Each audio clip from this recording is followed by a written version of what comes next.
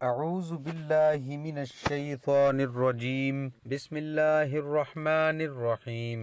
رسول اللہ صلی اللہ علیہ وآلہ وسلم نے فرمایا، اگر مجھے اپنی امت کو حرج اور مشقت میں مبتلا کرنے کا خطرہ نہ ہوتا تو میں انہیں ہر نماز کے وقت مسواک کرنے کا حکم دیتا۔ محترم بھائیوں اور بہنوں، آج آپ کے سامنے نماز سے متعلق معلومات آپ کے سامنے پیش کرنے جا رہا ہوں۔ محترم بھائیوں، قضا نمازیں کیسے پڑھیں؟ یعنی اگر کسی کی بہت زیادہ نمازیں قضا ہو چکی ہیں، اب وہ ان نمازوں کو پڑھنا چاہتا ہے تو ان نمازوں کے پڑھنے کا آسان طریقہ کیا ہے؟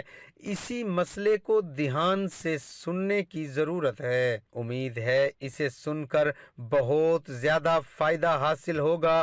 تمام دوستوں سے گزارش ہے کہ ویڈیو کو مکمل دیکھیے گا۔ سب سے پہلے تو یہ جان لیجئے کہ جس نے کبھی بھی نماز نہ پڑھی ہو، اب اسے توفیق نصیب ہو رہی ہے، وہ ان قضا نمازوں کو پڑھنا چاہتا ہے تو جب سے وہ بالغ ہوا ہے اس وقت سے نمازوں کا حساب لگائے۔ سالوں کی نمازیں اس کی قضا ہیں، ان تمام نمازوں کو ادا کرنا چاہتا ہے، لیکن اسے تاریخ بلوغت یاد نہیں ہے، اسے معلوم نہیں ہے کہ کب وہ بالغ ہوا تھا۔ تو فقہائے کرام فرماتے ہیں کہ احتیاط اسی میں ہے کہ اگر عورت ہے تو پھر 9 سال سے، اور اگر مرد ہے تو پھر 12 سال سے بلوغت کا حساب لگائے، اور پھر اسی حساب سے جتنے سالوں کی قضا نمازیں اس کے اوپر ہیں ان تمام نمازوں کو ادا کرے۔ اور دوسری بات یہ بھی یاد رکھنے کے قابل ہے کہ قضا نماز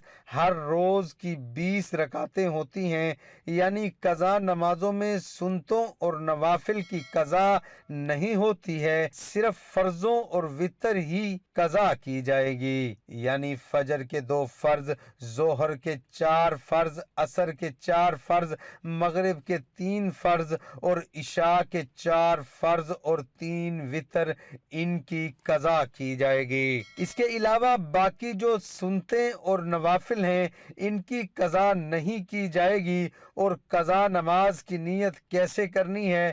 نیت کہتے ہیں دل کے پختہ ارادے کو، لیکن اگر زبان سے کہنا چاہیں تو پھر اس طرح سے بھی کہہ سکتے ہیں کہ میں نیت کرتا ہوں سب سے پہلے قضا ہونے والی فجر نماز کی واسطے اللہ تعالیٰ کے منہ خانہ کعبہ کی طرف اللہ اکبر، اور ایسے ہی ظہر کا کہیں گے سب سے پہلے قضا ہونے والی عصر نماز کی، سب سے پہلے قضا ہونے والی مغرب کی، سب سے پہلے قضا ہونے والی عشاء نماز کی، اور سب سے پہلے قضا ہونے والے وتروں کی۔ یعنی جب بھی نیت کریں گے اس وقت یہی کہیں گے کہ سب سے پہلے جو قضا ہونے والی ہے اس نماز کی نیت کرتا ہوں، اور اس لیے کہ جو نماز ہم ادا کر لیتے ہیں وہ ہمارے سر سے اٹھ جاتی ہے، اس سے ہم بری ذمہ ہو جاتے ہیں۔ اس کے بعد جو ہونے والی نمازیں ہوتی ہیں وہی ہماری سب سے پہلے قضا ہونے والی ہوتی ہیں، کیونکہ جو پہلی ہماری قضا تھی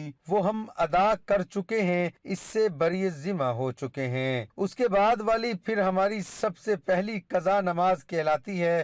اس طریقے سے ہم قضا نمازیں ادا کریں گے۔ تیسری بات یہ ہے کہ اگر کسی کی کثیر نمازیں قضا ہو چکی ہیں، اب اس بارے میں فقہاء کرام بیان کرتے ہیں کہ بہتر تو یہ ہے کہ جس طرح نماز پڑھی جاتی ہے اسی طرح مکمل نماز پڑھے، لیکن اگر کسی کی بہت زیادہ نمازیں قضا ہو چکی ہیں تو اس کے لیے تخفیف ہے۔ تخفیف کیا ہے؟ سب سے پہلے تخفیف تو یہ ہے کہ رکوع میں 3 مرتبہ تسبیح پڑھی جاتی ہے سبحان ربی العظیم، تو 3 مرتبہ کی جگہ 1 مرتبہ پڑھے، لیکن یہ بات ذہن میں رہے کہ جب وہ اچھے طریقے سے رکوع میں پہنچ جائے تو تب 1 مرتبہ تسبیح پڑھنا بھی کافی ہوگا، اور تسبیح مکمل ہو جانے کے بعد سمیع اللہ لمن حمدہ حمیدہ کہہ کر کھڑا ہو جائے۔ اسی طرح سجدے میں جو تسبیح پڑھی جاتی ہے، سجدے میں بھی کم از کم 3 مرتبہ تسبیح پڑھی جاتی ہے، تو سجدے میں بھی 3 مرتبہ کی جگہ 1 مرتبہ تسبیح پڑھ لے تو یہ سجدہ ہو جائے گا۔ مطلب یہ کہ ہر رکوع اور سجدے میں صرف 1 مرتبہ تسبیح پڑھ لے تو کافی ہوگی۔ ایک تو تخفیف یہ ہوئی، دوسری تخفیف جس طرح 4 رکعت فرض نماز پڑھ رہا ہے، یعنی ظہر کے ہیں، عصر کے ہیں، یا عشاء کے ہیں، یا مغرب کے 3 فرض ہیں، ان میں یہ ہے کہ تیسری اور چوتھی رکعت میں سورۃ فاتحہ پڑھی جاتی ہے، لیکن اگر کسی کی بہت زیادہ نمازیں قضا ہو چکی ہیں تو اس میں یہ تخفیف ہے کہ سورۃ فاتحہ کی جگہ 3 مرتبہ سبحان اللہ پڑھ لے، یعنی سبحان اللہ سبحان اللہ سبحان اللہ، یہ پڑھ کر رکوع میں چلا جائے۔ دوسری تخفیف یہ ہو گئی۔ تیسری تخفیف یہ ہے کہ قاعدہ اخیر میں، یعنی جب نماز ختم ہوتی ہے تو پڑھتے ہیں التحیات، مکمل کرنے کے بعد درود پاک پڑھا جاتا ہے، درود پاک کے بعد پڑھی جاتی ہے۔ اس میں یہ ہے کہ آخری قادم التحیات پڑھنے کے بعد درود اور دعا پڑھنے کی جگہ صرف اتنا پڑھ لے، یعنی اتنا درود پاک کے کلمات پڑھے، اللہم صلی علی محمد و آلہ، یہ تیسری تخفیف ہے۔ اس کے بعد پھر سلام پھیر لے، یعنی مکمل درود پاک اور دعا نہ پڑھنے کی اجازت ہے۔ یہ تخفیف اس شخص کے لیے جس کی کثیر تعداد میں نمازیں قضا ہوئی ہوں۔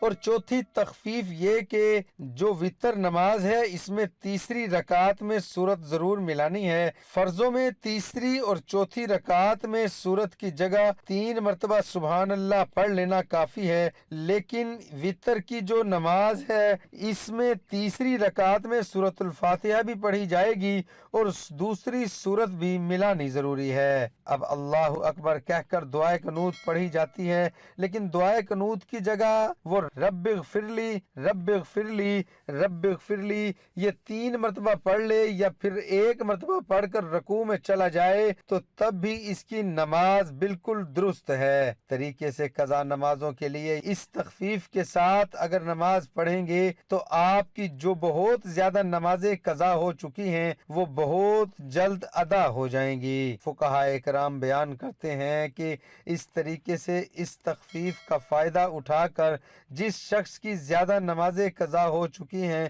وہ اپنی نمازوں کو جلد ادا کر کے ان فرائض سے بری ذمہ ہو جائے۔ اور یاد رکھیے قضا نمازوں کے ساتھ ساتھ توبہ کرنا لازمی ہے، کیونکہ نمازیں جو قضا کی ہیں ان کا گناہ ہے، تو گناہ سے توبہ کرنا لازمی ہوتا ہے۔ ایک تو نماز ادا کریں گے، اس کے بعد پھر سچے دل سے توبہ کریں گے، تو اس آسان طریقے سے اپنی قضا نمازوں کو ادا کر کے اللہ کی بارگاہ میں سرخرو ہو جائیں گے۔ اللہ عمل کی توفیق عطا فرمائے۔